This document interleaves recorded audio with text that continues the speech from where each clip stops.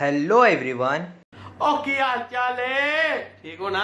तो क्या समझा था, वीडियो पे कमेंट नहीं करोगे तो वीडियो नहीं बनाऊंगा। घंटा दोस्त कब काम आएंगे।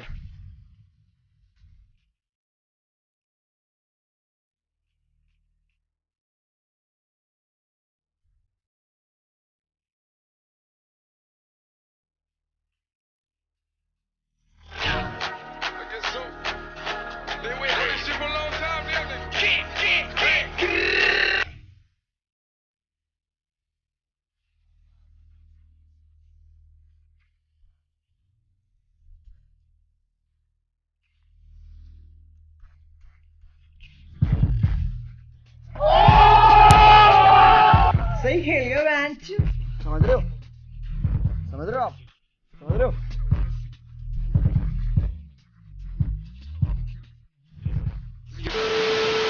वीडियो में आगे बढ़ने से पहले मैं आपको बताता चलूं, this video is sponsored by यही नदीम नानी वाला।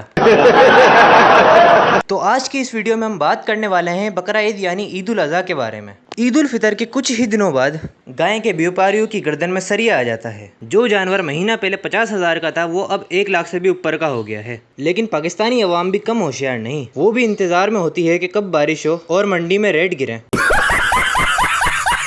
इन सब चौंचलों के बाद जानवर घर आ भी जाता है। मंडी में तो वो इतना शरीफ होता है, लेकिन घर पहुंचते ही उसने जो आड़ा उड़िया मचा दी होती है, भाई अब क्या ही कहें। अबे गाय आ रही है भागती हुई कि हम में ही ना घुस जाए आगे।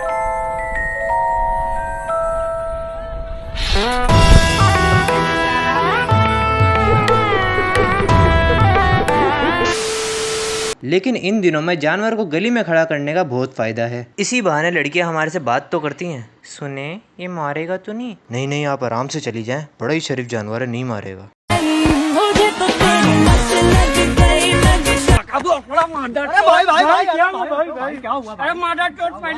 बकरा ईद के दिनों में सबसे ज्यादा चौड़ा तो वो इंसान हो रहा होता है जिसने आपके जानवर को सुजुकी से उतारा है।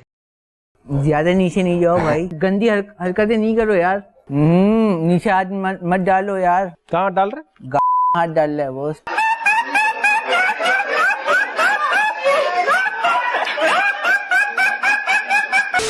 और हाँ, सुजुकी से एक और बात याद आई। मंडी वालों से लूटने के बाद आप बाहर आते हैं तो सुजुकी वाले अलग से लूटने के लिए बैठे होते हैं। व्यापारी तो व्यापारी, यहाँ पर कसाईयों की भी एडवांस बुकिंग चल रही होती है। अगर आपने पहले दिन की बुकिंग कराई है तो मेरे भाई आप अकेले नहीं हो, और भी 3-4 लोग हैं जिन्होंने पहले दिन की बुकिंग कराई है। इसी वजह से तो आपका कसाई 5-5 मिनट बाद पिशी पोटी के बहाने शार्ट उतार देता है, क्योंकि पहले दिन कसाई ने अपनी 2 टांगे 4 जगह फंसाई हुई होती हैं। और हाँ, कसाईयों के बारे में एक और बात, गाय के 4 पीस होने के फौरन बाद ही ये बस इंतजार में होते हैं कि कब आपकी नजर हटे और दुर्घटना घटे। गोश्त शार्ट करने का बहाना ढूंढ रहे होते हैं। तो गाय आने के बाद प्लानिंग स्टार्ट हो जाती है कि कब ये कटे और हमें पाए निहारी, कबाब, बिरयानी, कोफ्ते, कलेजी खाना नसीब हो। Bro, you miss the barbecue scene. याद है ब्रो, मैं बारबेक्यू कैसे भूल सकता हूँ। तो बारबेक्यू के लिए अम्मी से रूखा रूखा गोश्त अलग करवाने के बाद सब दोस्त आपस में काम को बांट लेते हैं। एक दोस्त छत का बंदोबस्त करता है, एक दोस्त कोयले लाता है और एक दोस्त अंगीठी और सीखों का बंदोबस्त करता है। बारबेक्यू में एक बात पर बड़ा गुस्सा आता है, जब आप पसीनों में तर होकर बोटियां सेक रहे होते हो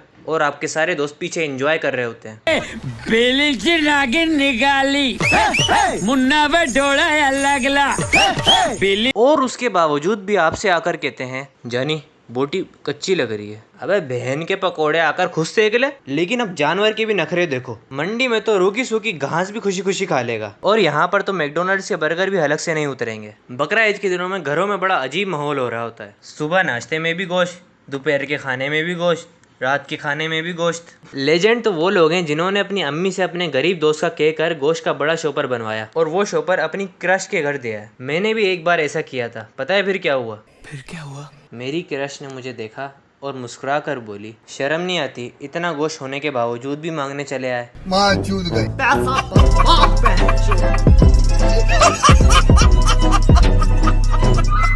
अगर आप कराची या फिर हैदराबाद में रहते हैं तो आपने ये जरूर सुना होगा, गोश्त चाहे किसी का भी हो, खाल अल्ताफ भाई की होगी। शर्म तो उन लोगों को आनी चाहिए जो कुर्बानी का गोश्त 6-6 महीने तक अपने फ्रिज में संभाल कर रखते हैं। नहीं भाई नहीं, हमारा गोश्त हमारी मर्जी। बंदा गरीबों में ही बांट दे। गाय गर्मियों में कटेगी लेकिन उसके पाए सर्दियों में बनेंगे। बेचारी गाय भी जन्नत में बैठी ये सोच रही होगी कि कब ये मेरे पाए बनाए और मैं यहाँ चल फिर सकूं। भाई अपना एड्रेस सेंड कर। क्यों? अभी तूने ही तो बोला कि बंदा गरीबों में गोश्त बांट दे। अच्छा अच्छा, ईद के दिनों में इस साल ये नए नमूने भी देखने को मिले हैं।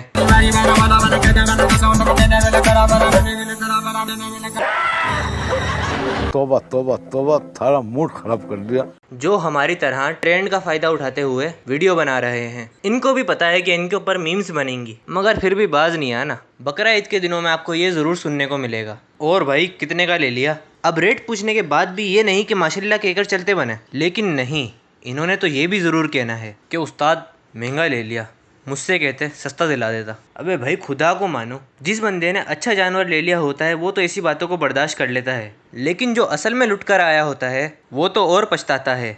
आप लोगों से मेरी दरखास्त है भाई, ना किया करो। भाई समझ के बोल रहा हूँ यार, बुरा लगता है भाई, आप लोग भी जान। वीडियो इतनी ही थी, अल्लाह हाफिज़। और प्लीज़ मेरा चैनल सारा पकड़ा है।